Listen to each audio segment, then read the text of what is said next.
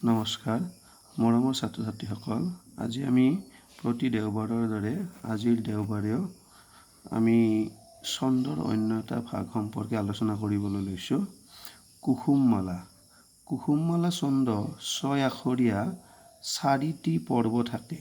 4 পৰ্বৰ শেষ আখৰৰ মিলে আৰু শেষত যতি পৰে। মিলে মানে মিল থাকে। কুসুমমালা ছন্দৰ সংযুতি 6 + 6 + 6।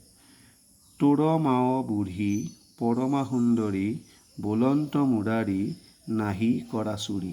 অন্য এটা নমো নিৰঞ্জন পাতক ভঞ্জন গোপিকা ৰঞ্জন দানৱ গঞ্জন। ইয়াৰ পিছত অন্য এটা ভাগ হ'ল ঝুমুৰা।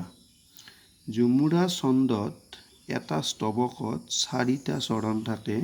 প্ৰত্যেক চৰণত দুটাকৈ 4 মাত্ৰাৰ বা অক্ষৰৰ পৰ্ব থাকে। প্ৰত্যেক চৰণৰ অন্ত আখৰৰ অনুপ্ৰাস বা মিল আছে। অনুপ্ৰাস মানে একেবিধ ব্যঞ্জন বৰ্ণ বাৰে বাৰে যেতিয়া মিল হয় সেইটোক অনুপ্ৰাস বুলি কয়। উল্লেখ থাকে, অৰ্থাৎ একেবিধ ব্যঞ্জন বৰ্ণ যেতিয়া বাৰে বাৰে উল্লেখ থাকে সেইটো অনুপ্ৰাস হয়। সেইটো আচলতে অৰ্থলংকাৰৰ বিষয়, সেইটো আমি পৰৱৰ্তী পৰ্যায়ত আলোচনা কৰিম বাৰু। প্ৰত্যেক চৰণৰ অন্ত আখৰৰ অনুপ্ৰাস বা মিল আছে। যেনে ঝুমুৰাৰ সংযুতি এনেধৰণৰ 4 + 4 8।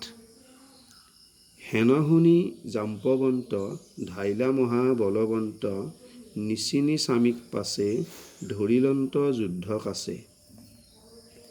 পীত বস্ত্ৰে শোভে কাই মেঘত বিজুলী প্ৰায় মুখ চন্দ্ৰ নুহি সৰি কমল লোচন হৰি।